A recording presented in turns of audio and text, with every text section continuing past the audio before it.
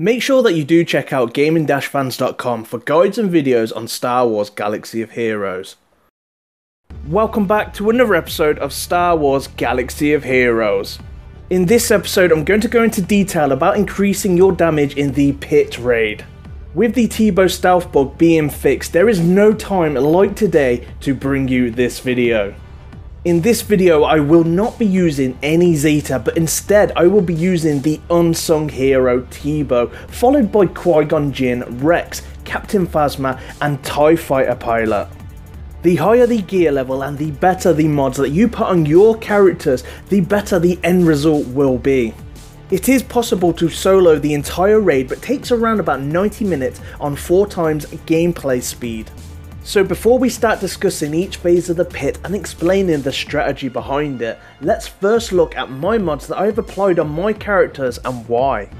Let's start by looking at the unsung hero. I've gone quite mod heavy with my Teebo, with farming potency mod sets and looking out for potency and speed secondaries. Look at this as a benchmark and endgame requirement to run Teebo if you are wanting to fully solo the Rancor. But this gives you an idea of where and what you should be focusing on. Potency and speed is very important. The more speed, the more turns. The more potency, the increased chances of removing turn meter. Rex again is no different from Teebo. The more potency and speed, the better this character will overall perform. Qui-Gon Jinn is still following suit with Teebo and Rex, where it's all about potency and speed. Captain Phasma, again, potency is important to inflict speed down, and the more the speed means more the turns. On TIE Fighter Pilot I have gone for some speed, potency and critical chance. Potency is nowhere near important on this character like on the other characters mentioned before him. The critical chance is going to allow me to apply Tenacity Down as much as possible, and generally speed up the gameplay. The more crits means the more health deduction. So we've gone over the mods, now let's move over to the gameplay.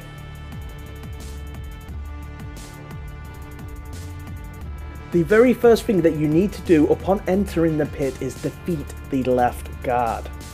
You want to be using Teebo's turn meter reduction on the main captain. Use Qui-Gon Jinn's assist attack on the left guard, followed by Captain Phasma's Victory March special ability. This will then provide your team with advantage and 50% turn meter. Once you have defeated the left guard, you will now be able to turn your attention to the right guard. This time however, you will be using Captain Phasma's Fusillade special ability to apply speed down. If you were unable to reduce the turn meter of the captain or apply speed down, you can always retreat and retry. With the right guard defeated, and once you use TIE Fighter Pilot's basic attack on the captain, upon critical hits, this will now apply Tenacity Down. Tenacity Down is a negative effect that minimises resist chance. This means there is a reduced resist chance for the enemy to resist turn meter removal or speed down. Tenacity Down can be your greatest weapon in this raid, as it reduces the high requirement to have high potency mods on your characters. Now that Teebo has been fixed, his special ability, Ewok Scramble Tactics, now works correctly. This ability has a 6 turn cooldown and provides all Ewok allies with 100% turn meter, and Teebo gains stealth for 3 turns. So we are guaranteed stealth for 3 turns no matter what, and the rest of the turns we have a 55% chance to go into stealth. That is part of Teebo's leadership. It is very important that you fully omega these characters so you are getting the best out of their abilities. The tactic now behind this is that you do not want to be using any turn meter gain abilities unless required. What did you say? That's right guys and girls, I am advising you to reduce the use of any turn meter gain abilities within this team. This includes Victory March and Squad Discipline. The reason for this, I would use these as a backup, like a lifeline to when Teebo's turn meter removal is resisted or he no longer has stealth. Having these 2 special abilities on standby can really pull you out of the dirt when things go bad.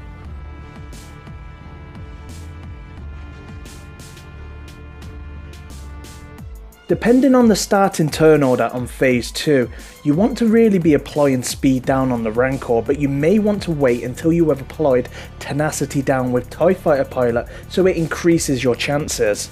When starting this phase, you may need to use both your lifeline abilities to get you started into a nice little routine, like I have done on my run that you can see on screen. You may be thinking why I haven't attacked the door panel. Well, again, I'm not going to openly attack the door panel, as this acts as a third lifeline.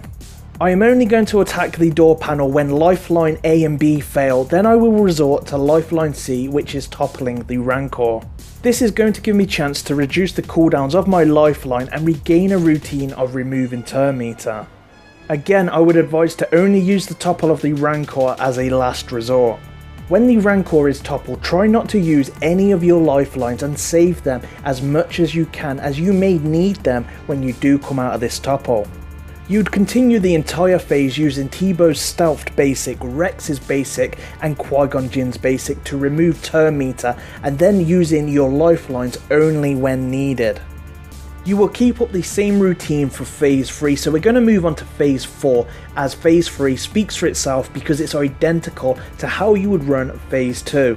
Phase 4 is the most difficult phase of them all, as the Rancor has increased speed. Like phase 1, we are now back down to 2 lifelines, as we no longer have that door panel to topple the Rancor. It is very important here that you are not wasting any lifeline abilities. You want to be applying Tenacity Down, followed by Speed Down. Mistakes or bad turns will really hurt you here. So what did you think of today's video? Is there something you would do different? Is something better that works for you? Let me know in the comments below. Make sure that you are subscribing and checking back, as I will be releasing the top 5 Zeta uniques next. Thank you very much for watching. I'm thesmithied. May the force be with you always.